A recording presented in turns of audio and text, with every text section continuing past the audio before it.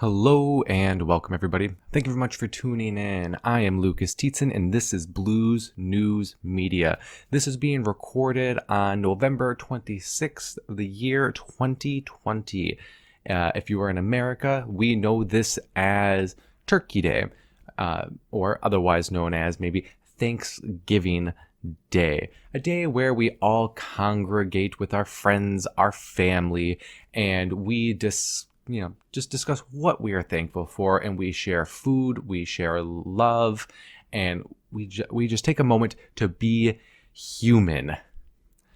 But in this new COVID era, that is no longer acceptable, at least in the eyes of Big Daddy government, where many, at least in the United States, governors are saying no more than 6 people can gather and are implementing a slew of disgusting, dehumanizing rules that I, for one, do not agree with and did my best not to follow, as I just got back from spending my Thanksgiving with my family and my daughter. And you know what? It was a damn good experience. But in this episode, we are going to discuss something that I am thankful for, and I hope everybody will take a moment to think about and possibly be thankful for yourselves.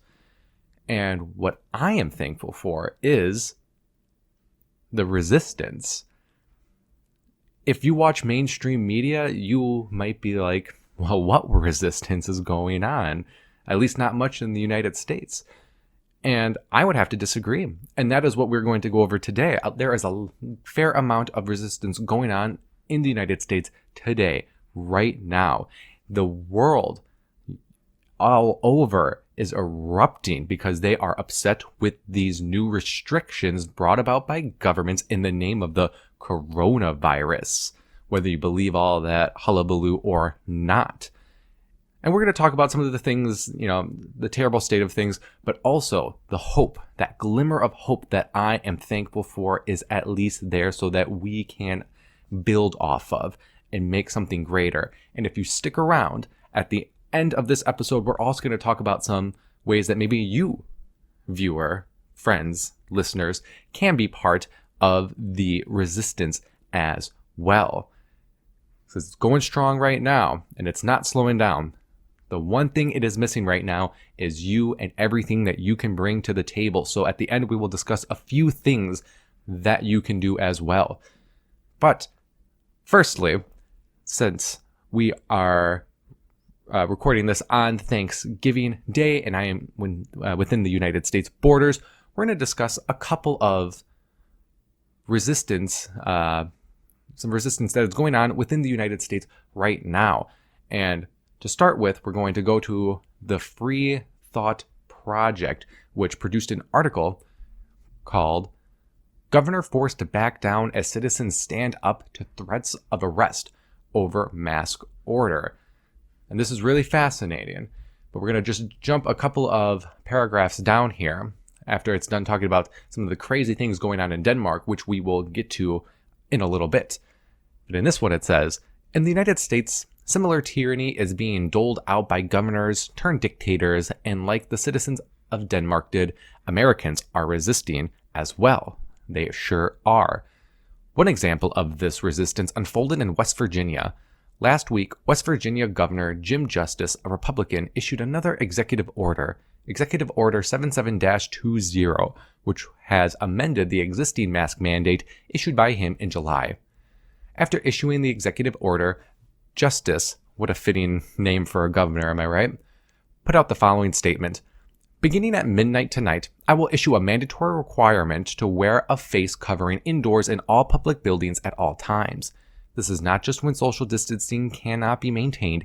This is mandatory wearing your face covering in all buildings at all times other than your home, Justice said. What a pig. The governor noted that if businesses refuse to order their customers to wear masks, the next step will have to be closure. You don't want to play by the rules, we're going to slap you down just so you can't provide for your family. So comply or you don't eat. Am I right? He then went further, signaling law enforcement that will act if the mask rules are not followed.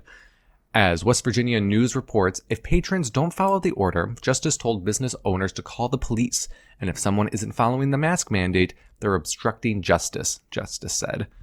The governor also said an obstruction of justice charge would apply to business owners and operators that are flaunting the rule. So I like that. If you dare stand up for your beliefs and stand in defiance of the government, well, we're going to get your ass too.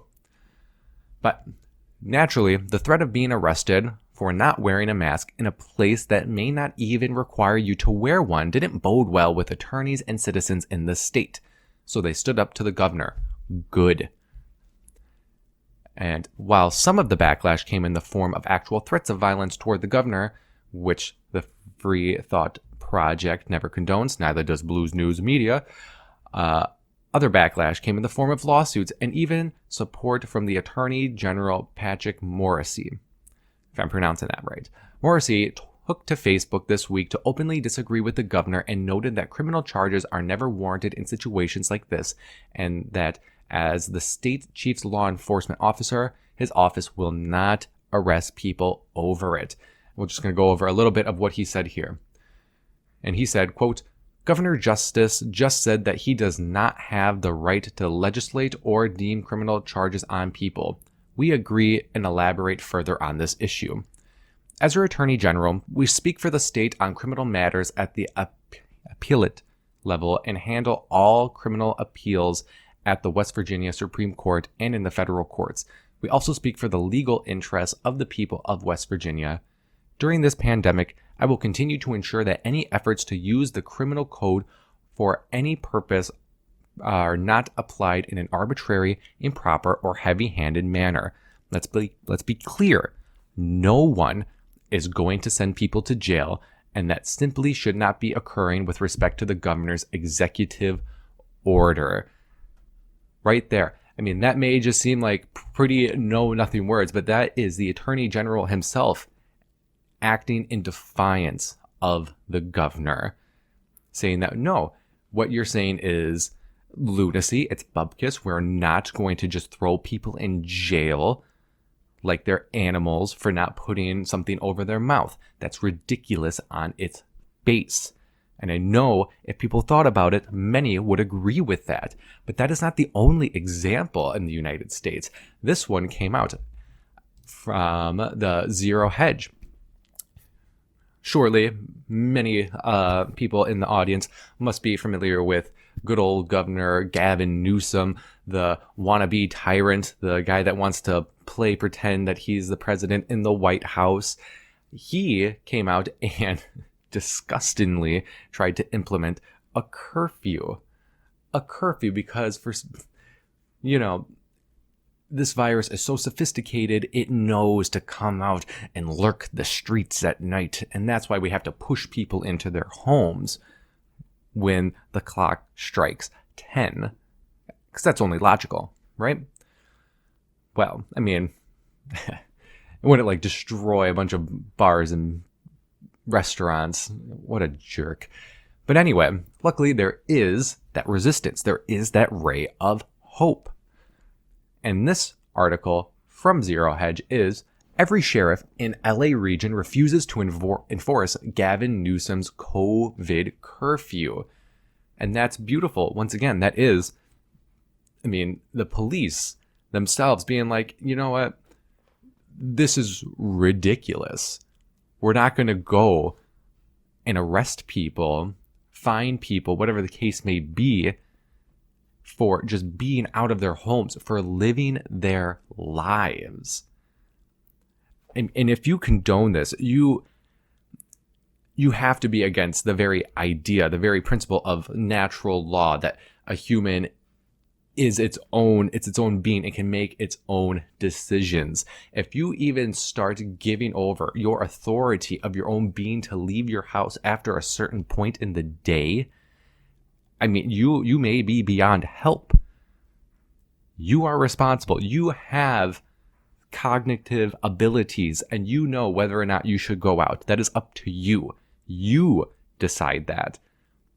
Not some yuppie in a suit in an office passing down dictums on high to the peasants.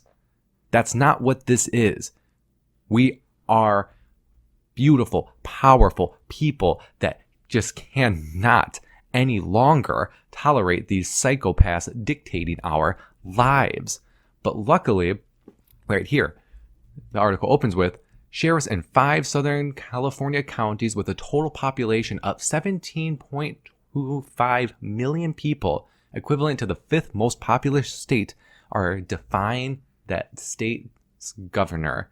That is not peanuts. That is huge. That is massive. And I think that we all need to maybe, take a page out of these sheriff's book.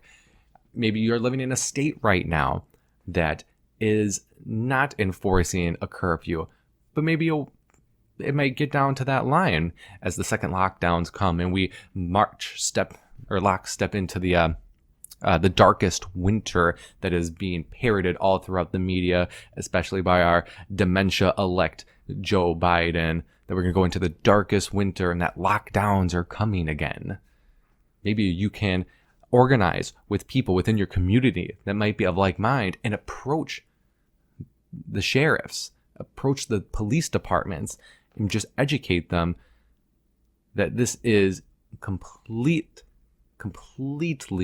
idiotic and goes against the basic natural rights of humanity. So I view this as a glimmer of hope, and it shows you that sleeping giant that a lot of people want to refer to America as, maybe it's starting to, starting to like stretch its arms a little bit. Maybe it's starting to wake up. I don't know. I can only hope. I hope this kind of momentum gets further and further along. But I view this as a great, great sign. But that's not all. Now we can maybe take a look at our friends across the sea, or across the ocean, and look to Europe and see maybe what the hell they're up to.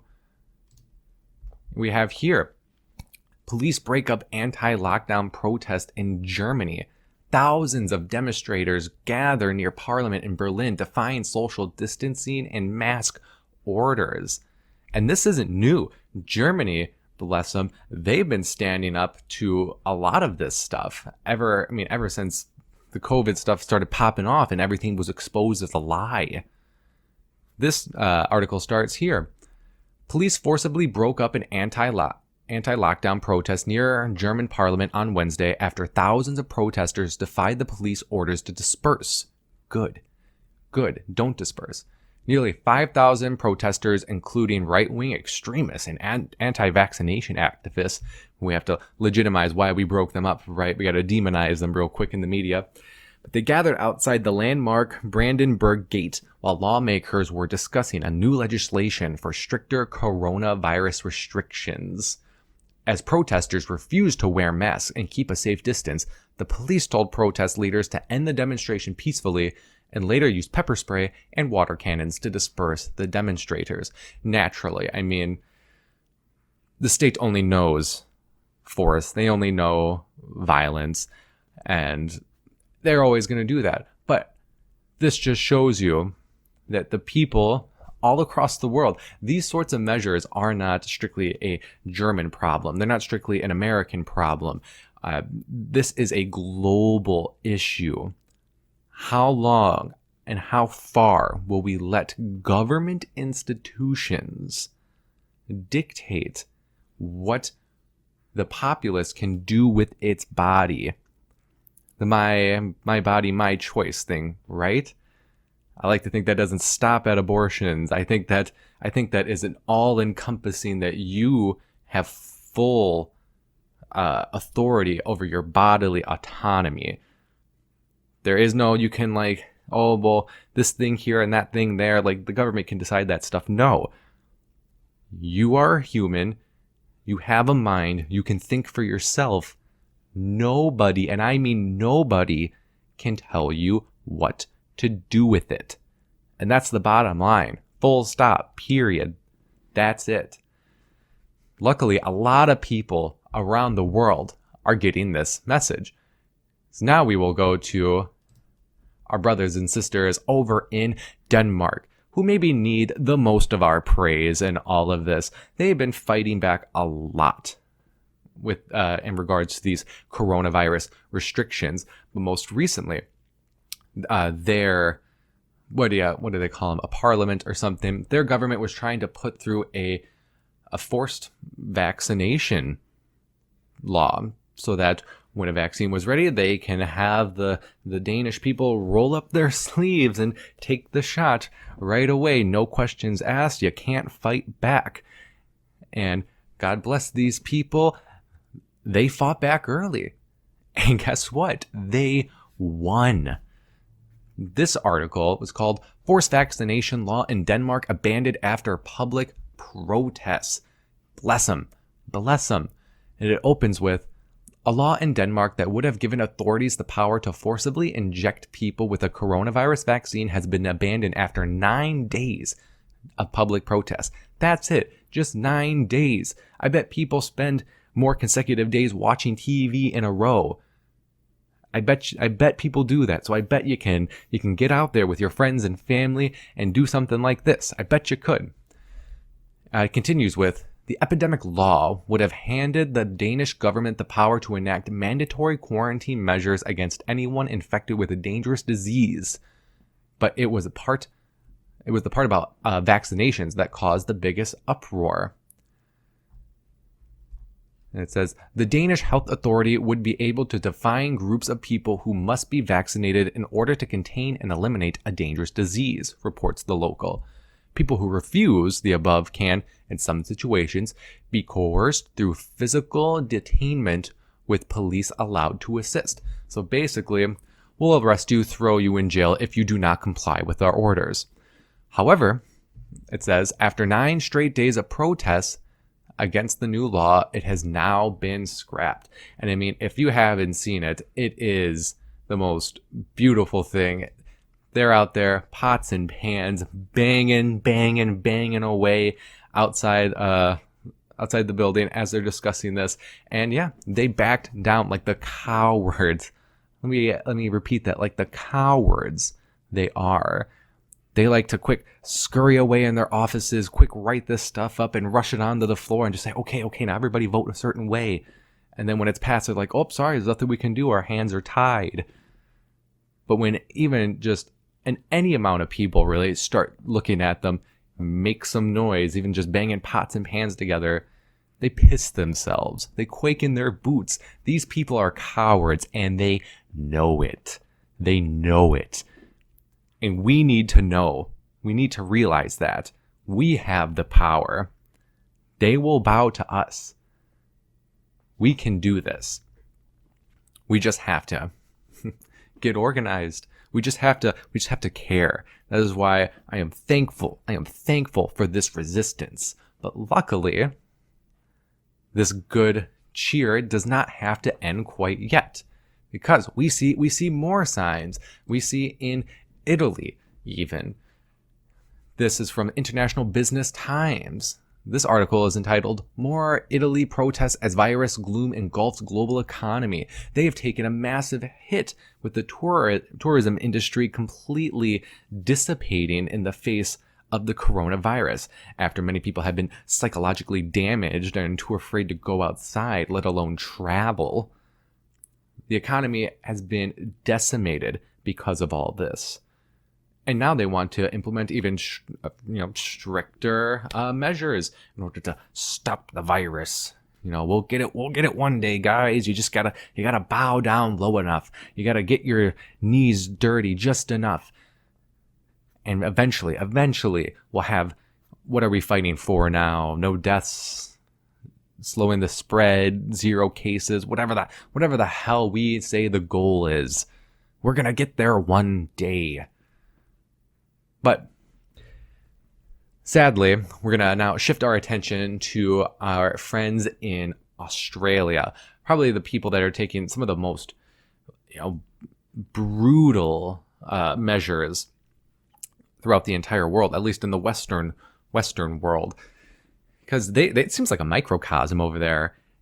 They were breaking up protests left and right forcibly. I mean, we've all seen it, going into people's homes, arresting people for organizing protests and everything. And I believe I have that here. Maybe it's not this one, but this is from the BBC. This is from earlier in September, but it still rings true. And it says, arrest at Australia anti-lockdown protests. And this is just an example of like they're arresting people in protest for protesting the lockdowns. They're using social media to go and arrest organizers of protests. They are going into people's houses and breaking people up over this. This isn't a joke.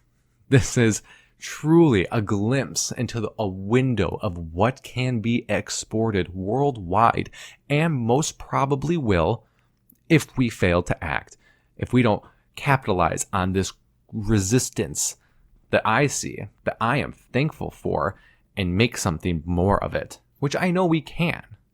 I know we can. But I also want to show, I just saw this, I believe it was yesterday? Yeah, it came out earlier today.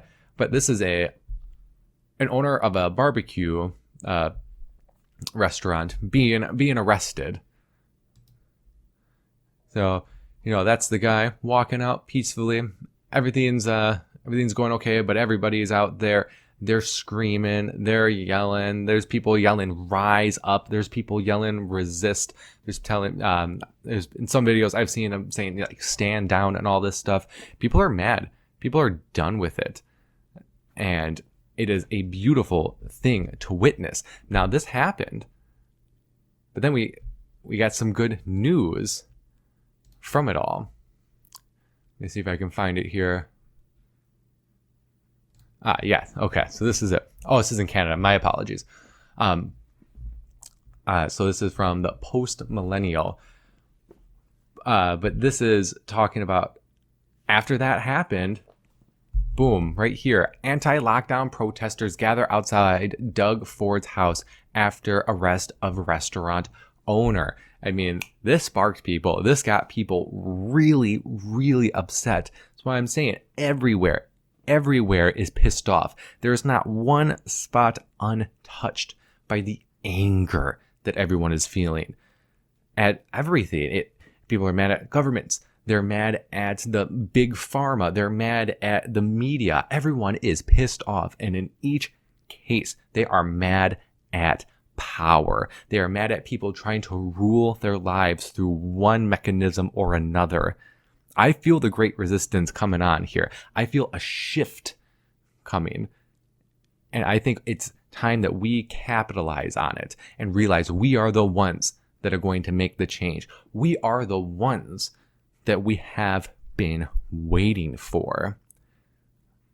We can make a beautiful, wonderful utopia. We may not see it in our lifetimes, but you can best believe we can help lay the groundwork so that future generations may be able to finally live in some sort of peace, which is what I would be incredibly, incredibly excited about.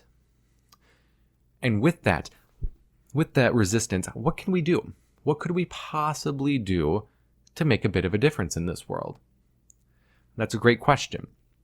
And I'm just going to share a couple of mine that I think would be of great benefit. I mean, these are not my own. These are just projects that are already underway that you can jump in right now and participate in.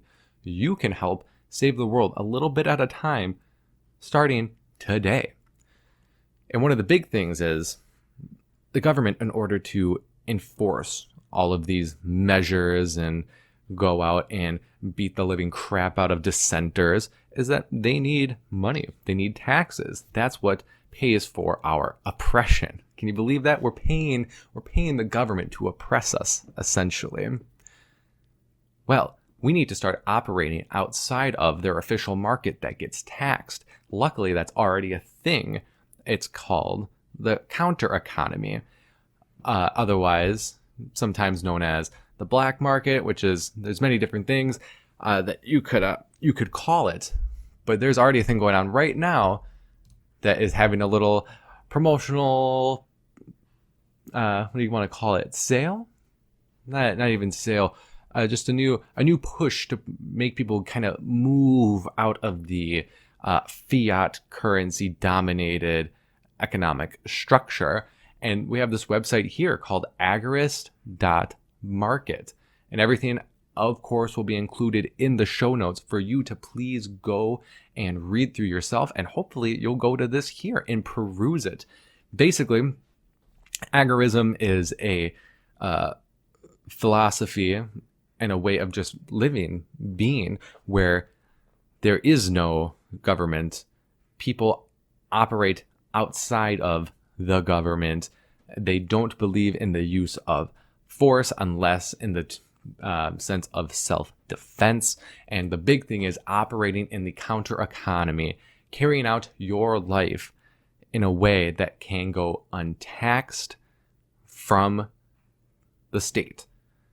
And that's why this is kind of beautiful here. That's why it was obviously encouraged that you use cryptocurrencies to pay for things. But if you come here, you can just see some of the products and services offered by people that also dislike the state greatly. I wonder if we can find some here. I forget how you get to it. I kind of like this website. It's nice and rudimentary. It's no frills. But you see there, I went on this a couple weeks ago maybe, and there was like maybe a dozen. Now there's a ton. There is so many things that you can come here and look for. You got books, you got wellness, you got, I know there's a lot of kind of like website development things here. You can come, handmade candles even. Get somebody a candle for Christmas. Come and use crypto to pay this person for candles. There are so many ways that we can start operating outside of our structured reality that is made by the state, that benefits the state, that helps oppress the people. This may seem like a know-nothing solution, but this will have a great impact in the long run as time goes on, especially as more and more people do it. Imagine, if you will, it's like, say it's the government has a gun, it's pointed at your head, but it doesn't have any bullets, you know? So like they have the capacity to harm you, the state, but as we kind of move more and more out of that realm that is controlled by them, that uses our productivity to enforce our own enslavement and eventually that own bullet, we slowly start to change the world bit by bit and become more independent, and we're able to take care of ourselves more. And that is going to be very important going forward. Now, secondly, another solution that I think some people should hopefully explore is the idea of freedom cells. I got this from Derek Bros of the Conscious Resistance. Wonderful investigative journalist, documentary producer. Highly suggest you go and check out his website and all of the work that he is just pumping out. He is truly amazing at what he does. But he helped make this website. And this is just a map of some of the other members, which I am actually a part of myself. But freedom cells is the idea of small groups of people, about like 6 to 10. It's usually centered around 8 because that is when people are most free and creative and are able to achieve a lot. And they get together, they make these cells, groups, whatever you want to call them, and they start working towards common goals. Maybe food preservation, self-defense, buying land. It's just like-minded people kind of getting together, not really just discussing ideas, but discussing how they can better themselves and by extension then the world. And it is kind of an incredible thing. I am a part of this. I have met people on this, And I would highly recommend it to anybody that may feel alone and feel like there's not much that they can do in this crazy dystopian world. Guess what? There are literally thousands of people, look at this, that are just like you, that know something is wrong in the world and are itching. They're itching to do something about it. So I will have this in the show notes for you to go join. There's a nice introductory video for you to watch that will, explain it greatly, better than I ever could.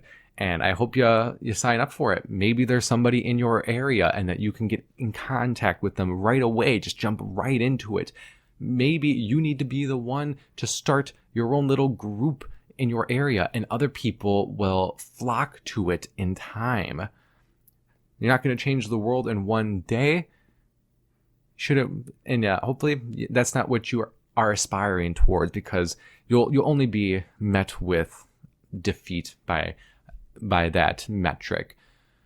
And then lastly, and this may seem like a very, of course I can do this, Lucas, kind of way to maybe help, cultivate that resistance, help it make it grow and spread the seeds.